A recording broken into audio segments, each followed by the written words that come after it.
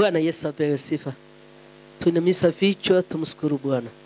Baba, katika jina la Yesu mfalme wa ajabu, tumerudi kwako kwanza, unaweza na unastahili.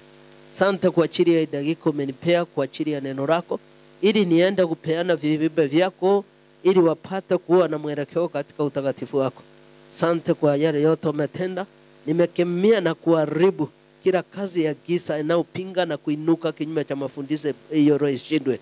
Kristo tamaraki kwa kila kona, tufunike na damu yako, na mimi mwenyeji nikienda kunena, Kristo ninene kiwa ndani yako. Asante kwa kila jambo Baba, naitisa nguvu zako zikashuke kama mwali wa moto ndani yangu, ukatangulia na wale waliofungwa wafunguliwe kwa ajili ya kulisika na kuelewa. Asante Kristo mwenye huruma na neema, tamaraki na ukaonekana kabla sijanena. Katika jina la Yesu takatifu nimeomba nikiamini. Bwana Yesu apewe sifa. Kristo inuliwe. Tunaenda kujifunza katika maandiko ya Matendo ya Mitume 3 kuanzia mstari wa kwanza mpaka 12. Matendo ya Mitume 3 kuanzia mstari wa kwanza mpaka 12. Tunaenda kujifunza juu ya kiwete alikuwa anaitisha uponyaji kando ya kanisa. Na Petro na Yohana wakachukua hatua ya imani, na yeye akapokea uponyaji.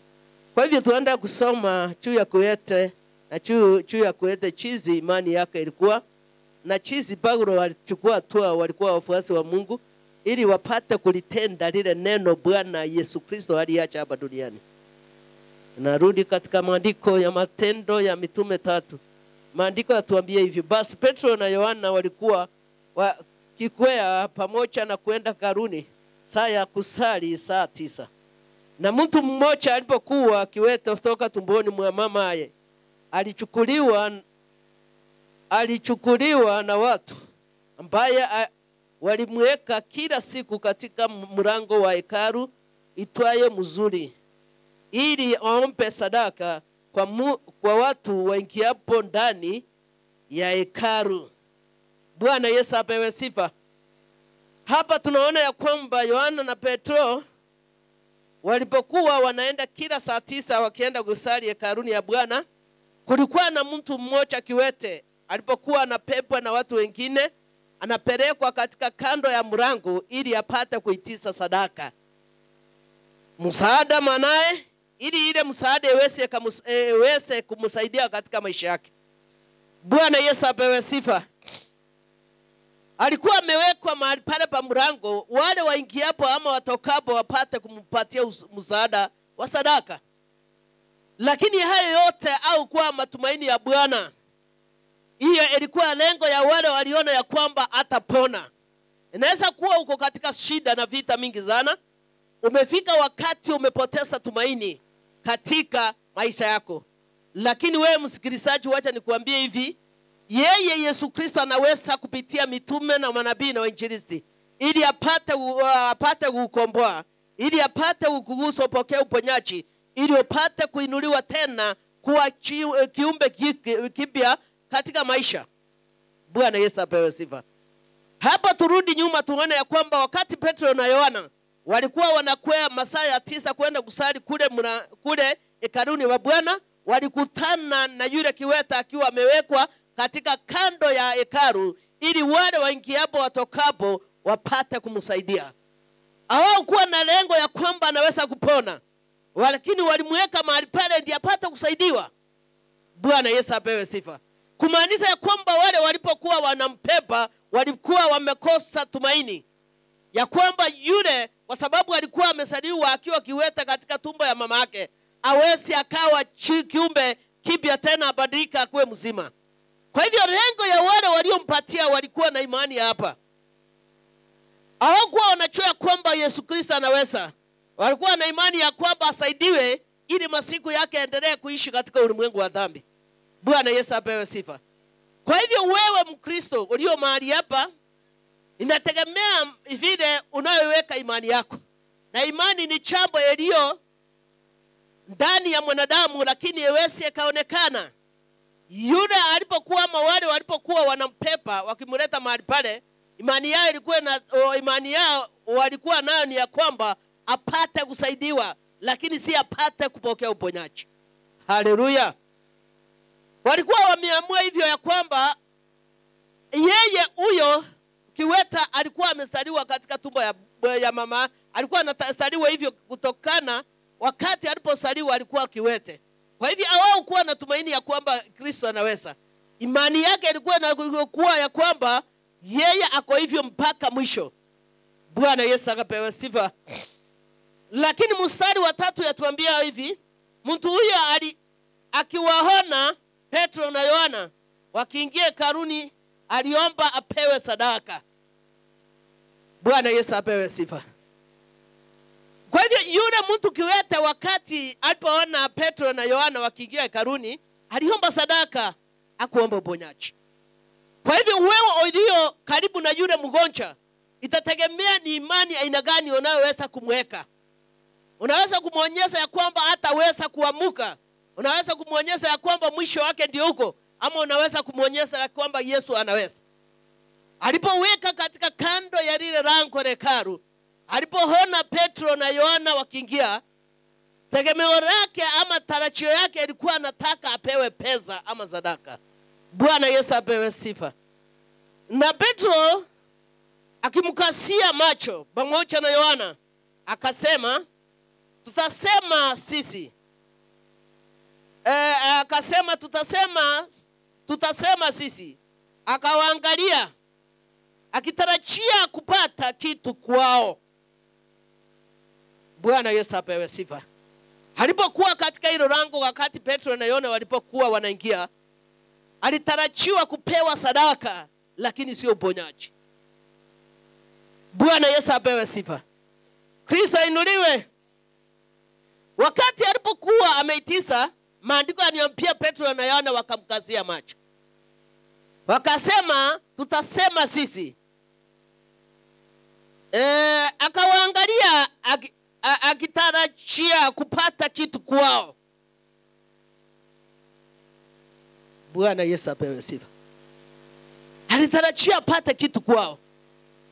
Na kitu yenyewe alikuwa anatarajia ni sadaka ama pesa kutoka kwao. Lakini hakutaka kuitisa uponyaji. Kulingana wale walipokuwa wanakaa nao, walikuwa wanamuonyesha ya kwamba hataweza kuinuka tena.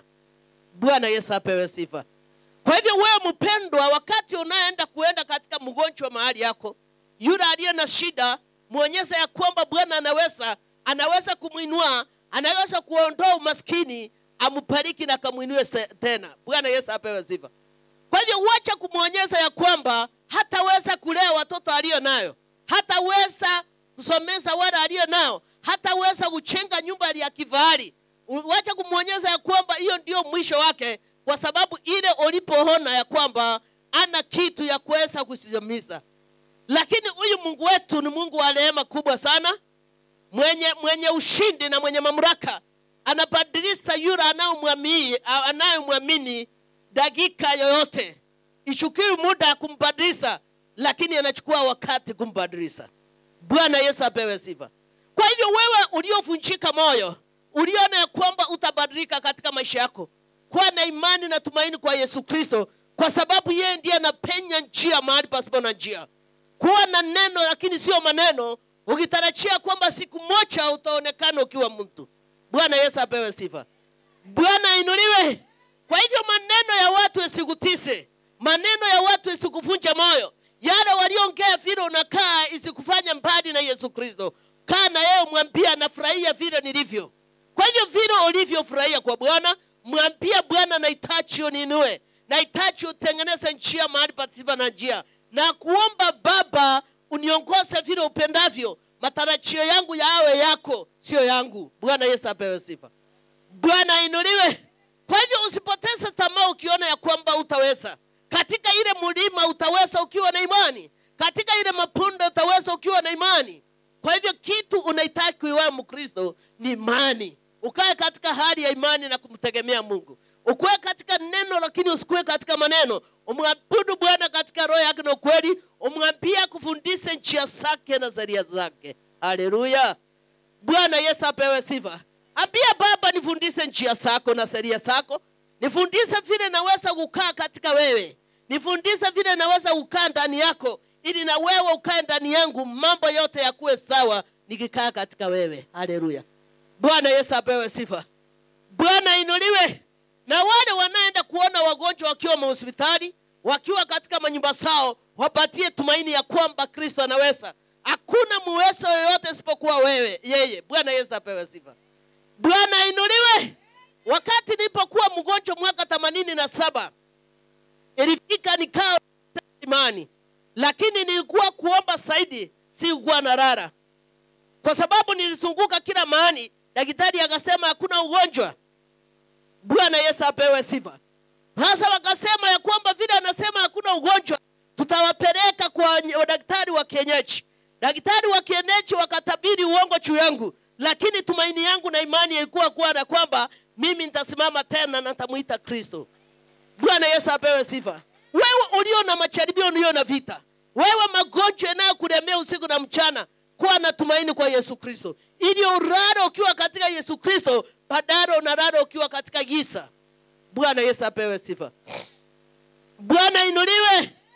Nilipokuwa naomba saa 9 usiku mwaka 87, Roho wa Bwana akacha kanena nami, akaniambia nisihangaike ya kwamba ameniachilia, lakini akanichulisha ya kwamba nisome katika maandiko ya James yakiniambia ya kwamba yeye apeani magonjwa, ni Shetani anapeana magonjwa. Bwana Yesu apewe sifa. Bwana inuliwe. Kwa hivyo nikachua kwamba kuna Shetani anaenda maisha yangu ili apate kunipoteza. Nilikuwa naomba usiku na mchana, watu walikuwa wanasema nimerukwa na akili. Wewe omba ya kwamba utaomba tena, ili upate kuona mkono wa Bwana, kuwa na tumaini ya kwamba hakuna chombo Bwana asiyeweza katika maisha yako. Nilikuwa naomba usiku na mchana, Bwana akatuma mtumishi wake mmoja, akasema Bwana, wakati nilipokuwa naomba, nilionyesha ya kwamba niingie katika hii nyumba, nipate kunena pamoja nao neno moja, na wewe kuwe na imani. Ngamwambia mimi nikikufa hata saa hii sina wasiwasi, kwa sababu najua njia yangu nimeitengeneza. Haleluya. Tupigie Kristo makofi. Akaniambia hiyo ni imani kubwa, lakini kitu nakuja tuombe na wewe. Sikuli wala ukura, lakini nataka tuombe na wewe. Alipoomba na kumaliza akatoka. Bwana Yesu apewe sifa. Saa hiyo nikaendelea kuomba, kwa sababu nilipokuwa nimepelekwa mbali kutoka nyumbani. Ndugu yangu alipokuja akaniambia unaendeleaje? Mimi ngamwambia nimempokea Yesu Kristo. Haleluya. Kaniambia wewe umerukwa na akili, na vile nimepoteza pesa yangu yote nikitafuta matibabu kwangu, namwambia nirudishe nyumbani. Bwana Yesu apewe sifa. Kama mjasiri kama simba, wacha kuyumba yumba. Wacha usikia yule ameenda Tanzania, ameenda Kitui, ameenda Mombasa, unaanza kuona utakufa. Wacha kufa ukiwa katika Kristo. Bwana Yesu apewe sifa. Unaona mateso kwa watoto wako, ukipata msaada inaenda kwa magonjwa, unaona ya kwamba umehangaika, unaanza kupoteza imani. Lakini nakwambia wewe Mkristo usipoteze imani, kaa katika maombi. Bwana Yesu apewe sifa. Kwa hivyo ukikaa katika maombi, yeye atakosa kukujibu. Anaongojea wakati ndio upate kujibiwa. Ongojea kidogo, Bwana atembee kwako. Bwana Yesu apewe sifa. Yenye Yesu Kristo anahitaji ndani yako ni imani. Imani watu wengi hawana, wako na imani ya ufugufugu. Wanaona ya kwamba wakati imeisha. Wanaona ya kwamba Yesu amewaachilia. Wanaona ya kwamba hawana tumaini ya kuishi. Sitaki muwe na tumaini kama lile liliweka kwa kiwete. Akaona ya kwamba ili anahitaji sadaka, hataki uponyaji. Haleluya. Bwana Yesu apewe sifa. Ni wakati nilipoambia ndugu yangu ya kwamba mimi nataka kwenda nyumbani, sina haja kutumikia miungu, hili nataka kumuona Yesu. Akaniambia nimerukwa na akili. Bwana Yesu apewe sifa. Kuwa na ujasiri kama simba, omba ya kwamba utaomba tena. Bwana Yesu apewe sifa. Mtumainie. Ewe ni vita aina gani umepiwa, iwe ni vile uchungu ulio nayo katika mwili wako, uwe ni vile ulipofukua, lakini muabudu Bwana. Ambia Bwana, wacha nikuve katika wewe, wacha kuwe tegemeo langu. Bwana Yesu apewe sifa. Kaniambia matibabu, ngamwambia mimi sitaki matibabu isipokuwa ya Yesu Kristo. Kiwa madaktari wamekosa, lakini Yesu ananikumbuka akiwa katika kiti yake enzi. Akaniambia uko sawa. Kamwambia niko sawa. Na vile ukawivyo unachapona, mimi ngamwambia nataka kwenda nyumbani. Nitoka kule kasini alio naye safiri nyumbani. Akaniambia bana, wacha nilete mtibabu mmoja kutoka huko Nyanza akotibu. Aliponigusa kesho hakuamuka. Aligonga chini futi 2 na kichwa. Kwa sababu mimi nimwambia usiniguse na dawa yoyote. Kwa sababu mimi nimekamilika katika Kristo. Nongojea Kristo akatende aniachie ushuhuda. Bwana Yesu apewe sifa. Bwana inuliwe. Aliposikika saa 9 ameanguka kutoka kwa mti wa mapera, ameanguka chini. Ndugu yangu ni akakimbia kutoka kasini. Kaniambia yule daktari amekufa. Kamwambia msicheze na neno la Bwana. Roho akinena amenena. Ikiwa roho amenena, uwezi ukaenda mbele yake useme umechiwa. Lazima usikilize yale ananena ndio yatimize. Bwana Yesu apewe sifa. Bwana inuliwe. Naimiza wale wanapenda kubabasa Yesu Kristo. Yesu Kristo yeye ako hai na hawezi akabadilika. Wewe muabudu tena ya kwamba utamwabudu tena. Wacha kumshika hapa leo, kesho uko katika hali yasiyofaa. Wacha kumpapasa pesa, wacha kuwa 50-50 kwake. Kwa ya kwamba utakuwa tena. Amua safari moja ni gani utakayotumikia. Bwana Yesu apewe sifa. Bwana inuliwe. Kwa hivyo ni wewe Mkristo utaamua ni Mungu gani utakayotumikia. Katika maisha yako, wakati nilipokoka waliongea mingi juu yangu, lakini hiyo kunifunja moyo katika wokovu. Nizidi kusimama nikimuita Bwana. Wengi wakasema nimeruka na akili, wengi wakasema ya kwamba ninaenda katika madini yasiyofaa, lakini nilijua Mungu wangu atanena mema kwangu. Mwanadamu atanena maovu, atazunguka akiongea lakini mwisho ataenda harare. Lakini Kristo yeye peke yake hawezi akarara. Kwa sababu namuita usiku na mchana na yeye ananiongojea nijibu. Bwana Yesu apewe sifa. Kwa hivyo sisi wa Kristo tuache kumpapasa Yesu Kristo. Tukae ya kwamba ndani yake hatutakaa tena. Tusame katika maombi. Tuombe ya kwamba hatutaomba tena. Kiamua kuomba siku ya leo, wewe ukafikiria kuna chioni, kwa sababu siku ya kurudi yake kwake usijui ni siku gani atakuwa urudi. Bwana Yesu apewe sifa. Kwa hivyo jiandae wakati wowote, kila dakika muabudu ya kwamba utamwabudu.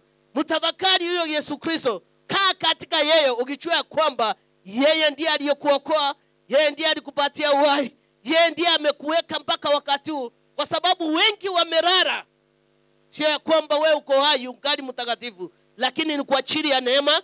Katika maandiko ya Mathayo yaniambia waliachwa kwa ajili ya kutubu na kumrudia Bwana. Bwana Yesu apewe sifa.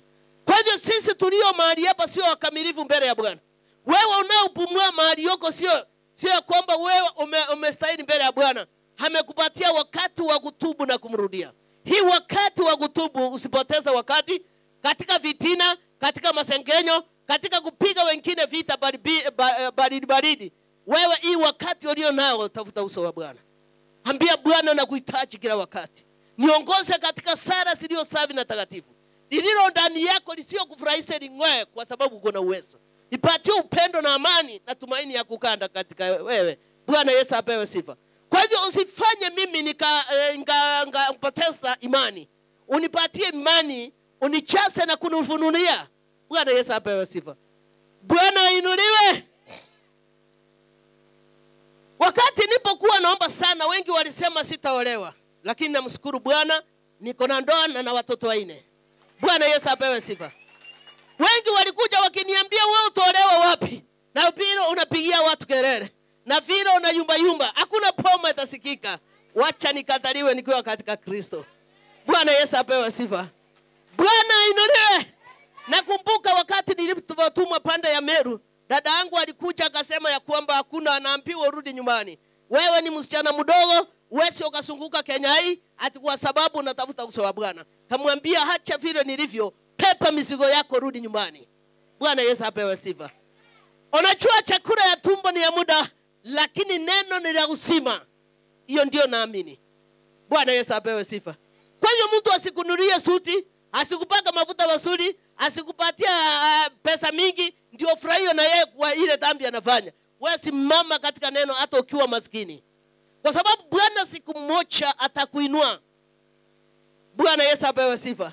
Niko na imani ya kwamba Bwana atatenda. Icharizi ni mapito gani unapita, ni vita gani uko nayo, magonjwa, jinsi vile ulivyo, lakini weka roho yako kwa Bwana. Mwambie Bwana uniongoze ya kwamba utaniongoza tena. Nifundishe sheria zako. Mimi nataka kutenda yaliyo mema, lakini napata na kuasi. Baba nipatie mwelekeo. Na wewe ujitenga na maovu, ujitenga na watu wasio waamini Yesu Kristo, wanaoasi na kutenda maovu. Bwana Yesu apewe sifa. Usijiingize katika mikutano isiyomfurahisha Bwana. Weka hata ukikataliwa, lakini ujue kwamba Kristo wako. Wewe zidi kuhubiri neno la Bwana. Mimi hata kustakiwa nilistakiwa, nikasema napigwa kelele, huyo msichana anapiga kelele na ana mwanaume, huyo msichana anapiga kelele, ni lini ataolewa, acha kupiga kelele. Napiga kelele ya Yesu Kristo mpaka sasa. Bwana Yesu apewe sifa. Mimi nafurahia kwa Bwana vile nilivyo. Na mtukuza Bwana yale alionena akiwa katika kiroho. Na muinua kwa sababu kile kiliotabiriwa mwaka 87 na sidi kusimama katika neno. Kwa hivyo wewe usitiswe na sauti ya mwanadamu na maneno ya mwanadamu. Ni kama ile chura inaweka katika mto, lakini ng'ombe zinakunywa maji. Bwana Yesu apewe sifa. Wewe kaa kama usijaa. Ukikataliwa na ndugu yako, ukataliwa na dada yako, ukataliwa na wasasi, lakini uchue mwisho utaelekea wapi? Kule paradiso. Kwa sababu hamutaenda na mke wako, hamutaenda na mume wako, hamutaenda na watoto, lakini roho yako imesimama wapi? Inategemea vile wewe unamwabudu Bwana. Usicho ukambabaisha huyu Yesu Kristo. Usicho ukakose tumaini vile yule kiweta alikosa tumaini. Nia yake kupeleka kule katika rango ya hekalu, alienda kuitisha sadaka, wale watumishi wakiingia ama wale wafuasi wakitoka wapate kumsaidia. Hakuona ya kwamba Yesu Kristo anaweza. Kwa hivyo ni vile inategemea walipokuwa wakienda kumkaribia, wale walikuwa wamuleta mahali pale au kwa wanampatia imani. Kwa hivyo kile unaongea kwa yule aliyo na shida, aliyo na vita, aliyo na magonjwa, ndio itaweza kumuinua katika maisha yake. Bwana Yesu apewe sifa. Bwana inuliwe. Ndugu mmoja akaniandikia message akaniambia, na siku ya niko chini sana, lakini najua ukiongea mambo mawili tatu nitainuliwa. Bwana Yesu apewe sifa. Kwa sababu mimi niko na imani ya kwamba yatanichenga, yatanitoa katika kivuli ya mauti, yatanitoa katika vita, yatanitoa katika magonjwa. Nataka ongea tu neno mbili. Haleluya. Bwana Yesu apewe sifa. Bwana inuliwe. Kwa hivyo mpendo, wewe ukikaribia mgonjwa akiwa hospitali, kia kwa nyumba yake, akiwa mahali popote yako, mpatie imani na tumaini. Inaweza kuwa amepoteza imani, mshuhudie yale Bwana amekutendea. Hata ikiwa akili yake ilikuwa imeenda huko Tanzania, itarudi Kenya. Wacha kumuonyesha vile watu wanateseka, wacha kumuonyesha vile watu wako na ukimwi wanakufa. Kwani wale wanaokufa na achari wanakufa na ukimwi. Muonyeshe tumaini ya kwamba Bwana anaweza. Mwambie ya kwamba Bwana anastahili kupewa sifa. Weka vile lakini ukufe katika neno. Wacha kumwambia ya kwamba tunaona maisha yake yameenda. Nani atakulelea watoto? Nani atashughulika na huyu? Kwani wewe ukiwa hai wewe ndio unashughulika na wako. Alma ni Bwana ananyoza mkono. Bwana Yesu apewe sifa. Bwana inuliwe.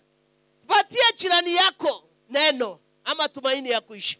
Muonyeshe ya kwamba siku moja utafanya nini? Utalala katika nyumba ya maana. Mimi nilipozaliwa kwetu nyumbani, tulikuwa tunalala mahali pa nini? Ka nyumba ya nyanzi. Na mimi nimesaradia ngozi ya ng'ombe. Bwana Yesu apewe sifa. Bwana inuliwe. Lakini nashukuru Bwana, lakini sikupeleka muda kulalia hiyo. Nilikuwa naomba usiku na mchana, nikakataa roho spirit ya umaskini. Kwa sababu spirit ya umaskini inaweza kukufunga usione nyuma wala mbele. Bwana Yesu apewe sifa. Bwana inuliwe. Masomo ilikuwa shida, lakini nashukuru Bwana kwa sababu nilimaliza nikiwa mtoto wa 12, mimi peke yangu. Kwa hivyo wewe uliona ya kwamba vita imechaa kwenu, kuna umaskini, simamia hiyo poma, ufunche roho ya umaskini. Mwambie Bwana tenda makubwa. Katika hii poma wabadilishe. Kuna wale watu wamependa kuenda kwa uganga, na hiyo uganga imefunga hii boma. Uikatae, upendwe hiyo roho, ambia Bwana na damu yako itawale katika hii boma. Bwana Yesu apewe sifa. Enda kwa katika maombi ukiwa na imani na tumaini. Wacha kuenda ya kwamba maombi iko. Wacha kuomba ya kwamba unathibitisha ya kwamba umeomba.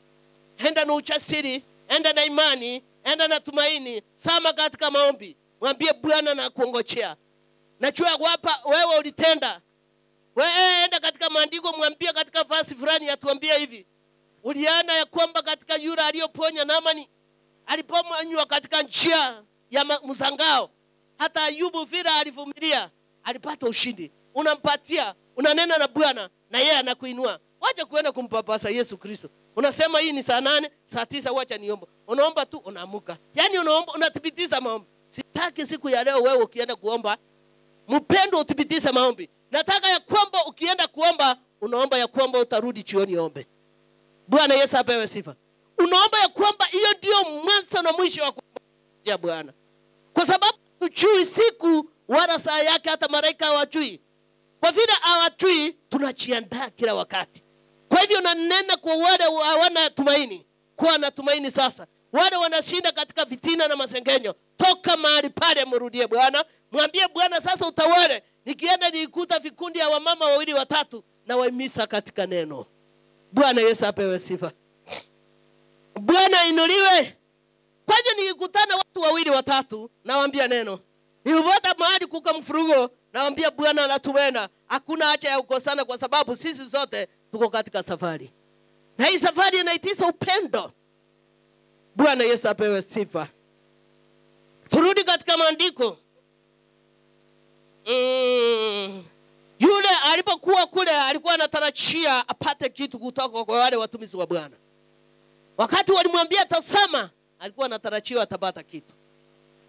Na kile kitu alikuwa anatarajia atapata ni hera ama sadaka. Lakini wacha tuone katika mstari wa 6 vile Petro aliwaambia. Lakini Petro akasema, mimi sina fedha wala dhahabu, lakini nilicho nacho ndicho nikupacho. Ana fedha wala dhahabu. Wakaambia kiwete kila alicho nacho ndiye atampea. Bwana Yesu apewe sifa. Kwa jina la Yesu Kristo wa Nazareti, simama uende. Haleluya, tupige Kristo makofi. Akamwambia kila nilicho nalo ndicho nitakupa. Na ile aliyo nacho ni neno la Bwana lilo ndani yake linatoa uponyaji. Bwana Yesu apewe sifa. Bwana inuliwe. Wewe ukiwa mgonjwa mahali yako usitarajie yule atakuja kukuona kupatie pesa. Usiwe na mwazo zaidi akupei kitu unaanza kunungunika. Wewe tarajia kwamba neno moja tu ukuwe na afya. Bwana Yesu apewe sifa. Niliona watu wengi wakiochiwa katika mtandaoni. Wakiambia wewe unataka nini ufanyiwe. Mwingine anasema anataka alipiwe school fees. Baada ya kulipiwa school fees chakula utakula nini? Mwingine akasema mimi nataka nijengewe nyumba. Yule watakuchengea nyumba waende, utakaa katika umaskini ukiangalia ile nyumba. Lakini mmoja alinifurahisha akasema ningepata kuku 20 nianze biashara ya hiyo kuku. Buku ile iwezi akasimama kutaga mayai. Hiyo biashara itaniendeleza, nijenga nyumba, nisomesha watoto, nipate chakula. Nani aliongea vyema? Lakini yule mwingine ananiambia niko na watoto nilipia. Ndio nitakulipia leo. Nitakulipia leo na baadaye sikiisa atafukuzwa. Tena utaniongojea nikulipie. Yule mwingine akasema anataka achengewe nyumba. Ndio atachengewa lakini utalala njaa. Lakini mtu wa maana alisema mimi nataka kuku 20. Akasema hizo kuku 20 iko na cost ya pesa ngapi? Akasema nikipata 50,000 sitaki hizo pesa, lakini mnunulie kuku, mahali hapa sinaweka mayai, zingine munichengee nyumba yake, nianze kuuza, nikikula nikisomesha watoto, pia nikiendelea katika maisha yangu. Tupige Kristo makofi. Kwa hivyo kila jambo inaitisha hekima kutoka juu kwa Baba. Kabla uchanena fikiri sana. Ni jambo gani unaweza kukaribia kwa Bwana? Ni jambo gani inaweza kufanya utoke mahali huko ndio mguse fasi ya Bwana? Bwana Yesu apewe sifa. Leo nitakufanyia shopping mingi katika nyumba yako.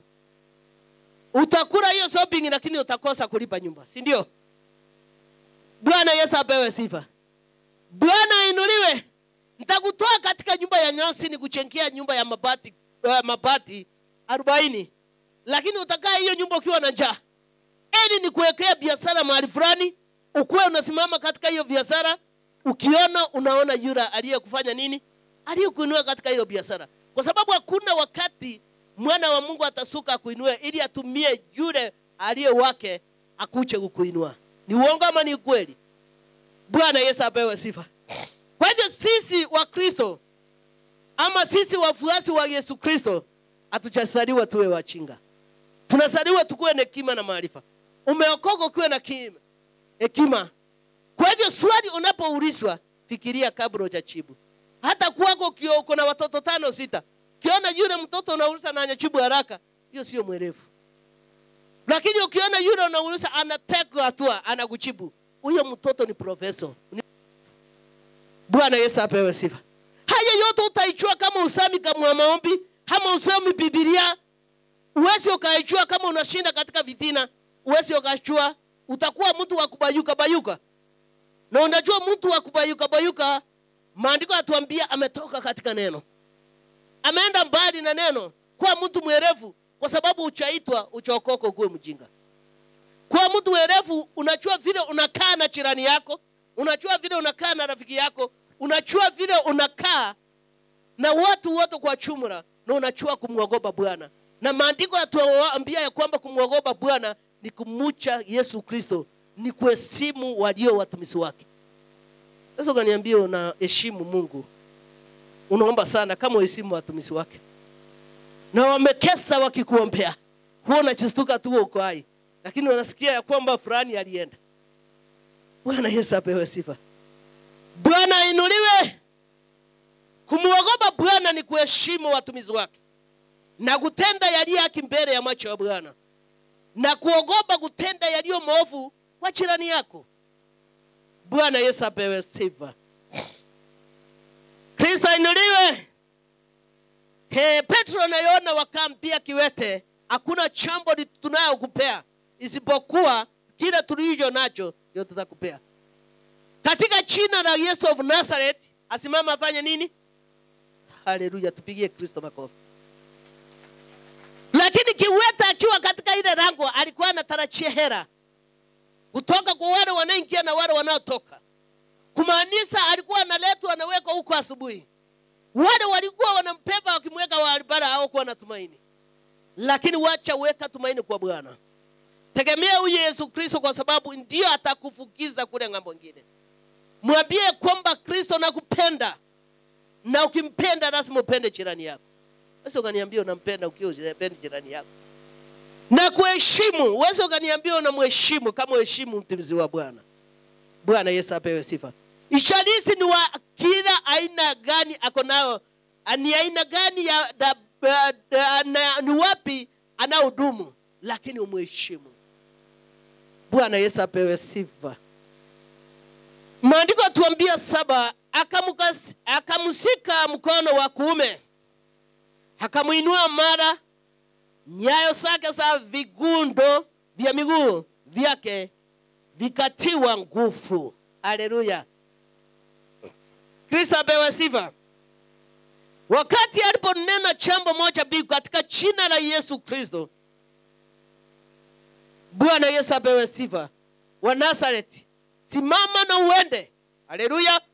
Wakati akamshika mikono wa kuume, akamuinua mara, nyayo zake na vichundo vya miguu yake vikatiwa nguvu. Wakati alipomgusa pia katika mkono wake wa kiume, maandiko yaniambia akamsimamisha, akamsupport kusimama, na mahali pale akafunguliwa miguu. Na wewe uache ufunguliwe mahali uliofungwa. Ulipokosa tumaini ya kuendelea katika maisha yako, uliona ya kwamba umeteseka muda mrefu, uliona ya kwamba utaendeleza kukaa katika ulimwengu wa dhambi, uliona ya kwamba familia yake itakaa katika vita na umaskini, uliona ya kwamba magonjwa yamekulemea, una tumaini, wacha Bwana akushike mkono wa kuume na kuinua. Haleluya. Bwana Yesu apewe sifa. Kwa na tumaini aliponena ya kwamba katika jina la Yesu of Nazareth, kumaanisha kwamba wale watumishi wa Bwana Petro na Yohana walikuwa na imani ndani yao, wakamshika mkono wakimuinua. Bwana Yesu apewe sifa. Ndiye akapata kufunguliwa. Wacha wewe mpendwa ufunguliwe mahali ulifungwa, ili usicho kaona uso wa Bwana. Wacha ufunguliwe umuone, ndiye atembea katika maisha yako, atembea katika nyumba yako, atembea katika kazi yako, atembea mahali popote ulipo, ndio mchue ya kwamba Kristo wako. Haleluya. Kwa hivyo Petro na Yohana walikuwa wanatangaza injili ya Yesu Kristo, kwa sababu wakati alipokuwa hapa duniani aliwaachia mamlaka kupitia imani walipokuwa nayo. Na wewe pokea imani ya Yesu Kristo, ujue ya kwamba atakuinua wakati wowote. Ukazidi kukaa katika imani, usidi kukaa katika tumaini, ukijua ya kwamba kuna mwingine ile yeye yule aliyokuachilia huru. Haleluya. Bwana Yesu apewe sifa. Bwana inuliwe. Nani atuambia ya kwamba akaondoka upesi, akasimama, akaanza kwenda. Yule kiwete akaingia ndani ya hekalu pamoja nao. Alipofunguliwa vinyayo vyao ya miguu, maandiko yatuambia akasimama.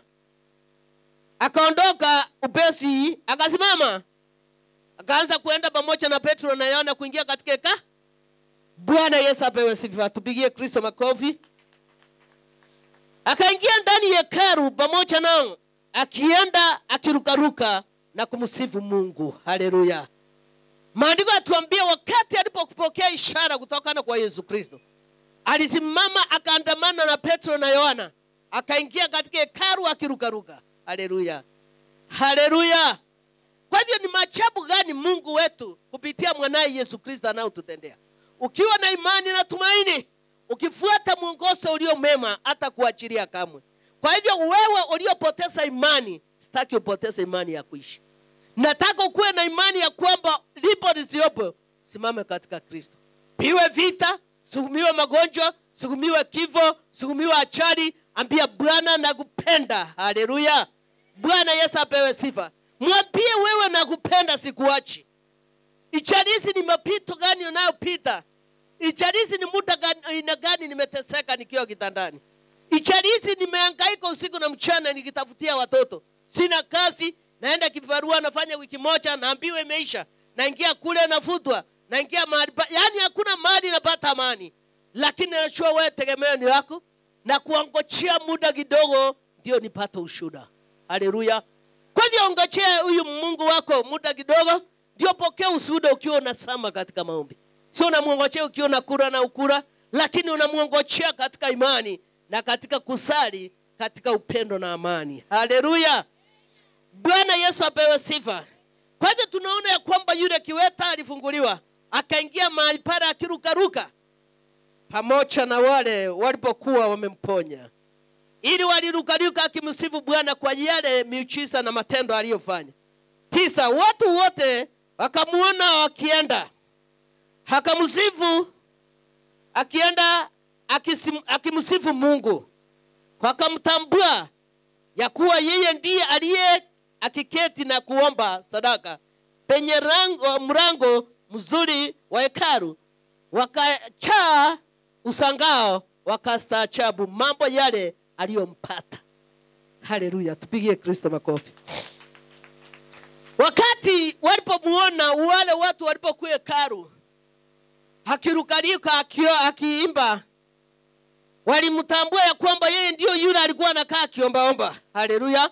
Maandiko yaniambia walisangaa wakiwa katika hekalu kwa yale Bwana aliyompata, mambo yale aliyompata. Bwana Yesu apewe sifa. Kwa hivyo wale alikutana nao katika hekalu walisangaa kwa kile kitendo yeye mwana wa Mungu alitenda kupitia watumishi wake. Hapo unaona hatujaambiwa ya kwamba Yesu Kristo alishuka akamuona akamponya, lakini tunaambiwa ya kwamba vile walipomuombea akainuka akaandamana pamoja nayo, alienda na kumsifu. Wakati watu walipokuwa hekalu walitambua, walistaajabu kwa yale aliyotendeka kwake. Bwana Yesu apewe sifa. Bwana inuliwe. Kwa hivyo huyu Yesu Kristo ako na nguvu na mamlaka kwa yule anayemwamini. Tuseme amen. Ikiwa unamwamini huyo Yesu Kristo, hakuna wakati atakuacha. Atazidi kukaa ndani yako, na wewe ukaa ndani yake, ndio pate kuzaa matunda yaliyo mema. Matunda yale Petro na Yohana walizaa ni vile wale walipopokea uponyaji. Alipomtazama wakamkasia macho, akamwambia tuna hela, lakini tutakupatia kile kilio ndani yetu. Kwanza Petro na Yohana hawakuwa na unafiki, walikuwa na upendo. Ndio ile maombi walipoomba ilimshika haraka nikamfungua. Bwana Yesu apewe sifa. Bwana inuliwe. Tupigie Kristo makofi. Kwa hivyo walipokuwa katika hekalu walishangaa. Walistaajabu na wakashangaa mambo yale yaliyompata yule kiwete. Haleluya. Bwana Yesu apewe sifa. 11, basi alipokuwa akiwashika Petro na Yohana, watu wote wakakusanyika bio katika tao lililoitwa tao la Sulemani, wakishangaa sana wakati walipoona yule kiwete alipokuwa ameponywa. Maandiko yaniambia kwamba wale watu walipokuwa katika hekalu wakusanyika katika lile taa ya Sulemani. Bwana Yesu apewe sifa. Bwana inuliwe. Wacha tuone kama kusanyiko lao lilikuwa la furaha ama lilikuwa ya kwamba lile kao yao lilikuwa la mtakatifu. Bwana Yesu apewe sifa. Ni mtakatifu na maanisha kuna yule ako katika hekalu kwa ajili ya wakati. Mtakatifu kuna yule anaosampasa vita na kutenda maovu katika hekalu. Mtakatifu ni Roho anaotenda ishara na miujiza vile yule aliyetenda kwa Petro na Yohana. Bwana Yesu apewe sifa. Bwana inuliwe. Kwa hivyo wakati walipoona yule anayofuata wakakusanyika katika lile la tao la Sulemani, na tunaona ya kwamba Petro alinena katika lile la tao la Sulemani. Bwana Yesu apewe sifa. Bwana inuliwe. Tunaona ya kwamba Petro akashangaa sana wakati watu waliokusanyika. Petro alishangaa sana, lakini alitoa hotuba juu ya uponyaji wa huyo jamaa alipokuwa kiwete. Kwa hivyo ile kitu kilitendeka mahali pale hakijawahi kutendeka tena. Ile ishara ilitendeka juu ya huyo mtu hakijawahi kutendeka tena. Kwa hivyo watu waliona ya kwamba vile aliyosaliwa ataishi hivyo, atakuwa mtu wa kuombaomba, atakuwa mtu wa kufanya vituko ndiye apate chakula. Lakini Mungu yeye ni nani? Ukucha wakati wake. Achelewi wala kuharakisha, anakucha wakati ufaaro. Kwa hivyo wewe unaomwamini na kumtegemea, mwabudu ya kwamba utamwabudu tena. Usichoke kumuita kwa sababu yeye hako anongojea wakati wake. Bwana Yesu apewe sifa. Yeye anongojea wakati, umpatie wakati muda kidogo ili akuche atende miujiza kwako na ishara, akuachie ushuhuda. Bwana Yesu apewe sifa. Usiwe na haraka wakati unahitaji Bwana akutendee. Usiwe unahangaika unaona ya kwamba mambo yako yafiki. Mambo yake yalifika. Ni wewe unataka umpe muda ndiye akucha atende kwako, akuachie ushuhuda. Kwa hivyo sisi kama wanadamu, sisi kama Wakristo tunaomba na Bwana akona siku yake ya kukucha. Hatuwezi tukamarakiza ama hatuwezi kuenda ile mbio ya farasi, lakini tunamuite akucha wakati unaofaa. Kwa hivyo ukienda kwa huyu Yesu Kristo, usiende ukiwa na haraka, uende ukiwa ya kwamba utaenda tena. Haleluya. Napenda kutumia hiyo neno. Ukienda kwako usiende na haraka, enda ya kwamba utaenda tena. Wakati unaosama katika maombi, omba ya kwamba hakuna saa utaomba tena. Yaani weka imani na tumaini kwa Yesu Kristo. Mwambie kwamba nakupenda. Kiwa kuna mahali nimekuasi, nimedhulumu mwenzangu, nimeenda kinyume, naomba msamaha, lakini najua hii si siku ama saa dakika nayo ndio yangu. Ya kesho ama masaa yanayokuja mbele mawili siyachambui, lakini saa ndio nakutambua. Wana imani. Bwana Yesu apewe sifa. Mwambie hiyo dakika ulio nayo ndio namtambua. lakini kesho uweze ukamtambua kwa chini ujui wakati wa kurudi kwake. Tumtambue ile dakika tumekutana mahali hapa, tutafuta uso wa Bwana.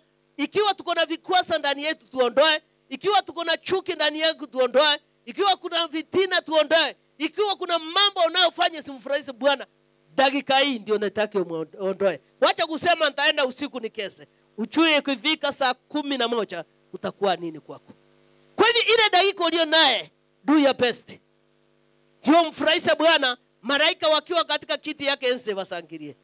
Wasije wakarare wakaota ndoto sio za ukweli, lakini wakue mahali pale wakikiotea mema. Bwana Yesu apewe sifa. Bwana inuliwe. Petro na Yohana walipofika, walipotenda hiyo kitendo, maandiko yaniambia yule kiwete aliingia mahali pale akirukaruka. Wale walipokuwa katika hekalu washangaa, wakakusanyika wakaenda katika tao ya Sulemani. Mahali pale ndio tunaona ya kwamba Petro alinena pamoja nao. Haleluya.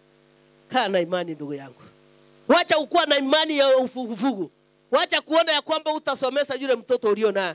Wacha ya kwamba una kasi. Wacha kusema nitarudi nyumbani. Bwana Yesu apewe sifa. Kaa na imani umwambie Baba niliyokuja mchini vile Elia aliyokuja, na kuomba unitendee wakati huu. Wewe mungochee, mpatie muda kidogo atende kwako. Wacha kuharakiza. Ile muda amekupatia ni ya kutubu. Kwambia Bwana, ikiwa ni kosa nilio nao niondolee. Ikiwa nikifunga hakuna kifungo uwezi ukafungua. Bwana Yesu apewe sifa. Lakini nakuomba na kuhitaji furaha yako ikae ndani yangu. Furaha yako ni upiri, ni neno yaliyo mazuri ndugu, juu ya ndugu yangu, dada yangu, jirani yangu, rafiki yangu. Nena mazuri yopokee baraka za Yesu. Bwana Yesu apewe sifa. Wacha tunene yaliyo mema tupokee baraka zake. Haleluya. Hata Petro alipoyaona haya akawajibu wale watu, enyi Waisraeli, mbona mnastaajabu pia haya? Hao mbona mnatukasia macho sisi, kana kwamba tumefanya huyu haende kwa nguvu zetu sisi, hao kwa utawala wetu sisi. Bwana Yesu apewe sifa. Bwana inuliwe. Tunaona ya kwamba Petro aliwauliza wakati aliona wamesankaa wamekusanyika, ndio wapata kuchadriana juu ya Petro na Yohana. Akawaambia, mbona mnasangaa kwa kile kitendo tumetenda? Mmeona tumetenda kwa ajili ya uwezo ama nguvu zetu? Bwana Yesu apewe sifa. Kwa sababu katika ile mchi hawajaona hiyo ishara na miujiza. Nataka wewe ubadilishe ile poma unaokaa. Nataka wewe ubadilishe ile familia unayotoka.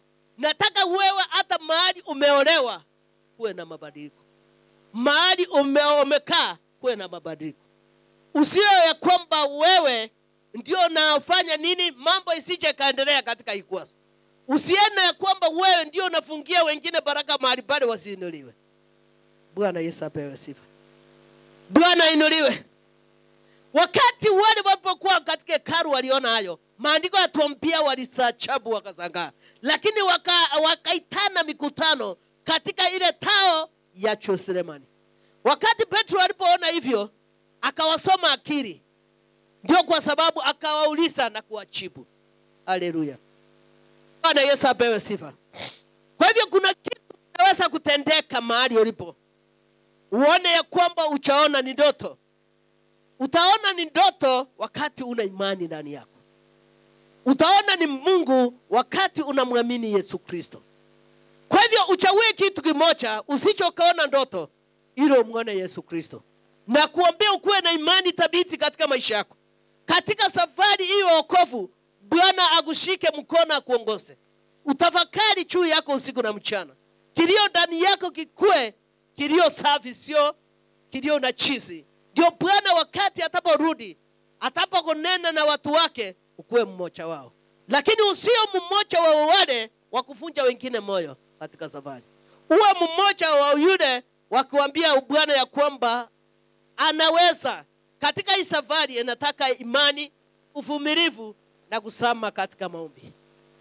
Usipokuwa na imani na uvumilivu uweze ukaenda katika hii safari. Kwa sababu utasikia ukiongelezwa nyuma, utasema hata Biblia nitaiweka chini, hata hiyo kanisa nitaiacha. Utaenda kwa nani? Ikiwa utamwacha huyu Yesu Kristo, nikuulize utaenda kwa nani? Utaenda kwa Ibilisi. Kwa sababu kuna jehanamu na kuna wapi? Paradiso. Ukisema utaacha hii Biblia kwa sababu umesikia ukisangenywa, ukinenewa maovu, ikiwa Yesu Kristo alinenewa maovu, wewe ni nani? Usiponenewa maovu. Wewe unaonenewa maovu ndio uko na laini ya Bwana. Wewe unaotusiwa ndio unakutanisha na uso wa Bwana. Wewe unaotachwa vibaya ndio Yesu Kristo anakutaka. Ndiye akutie nguvu katika safari. Ndiye akupatie imani na tumaini ya kukaa kwake. Umwambie Bwana nishike mkono nisije nikaangamie. Bwana Yesu apewe sifa. Bwana inuliwe.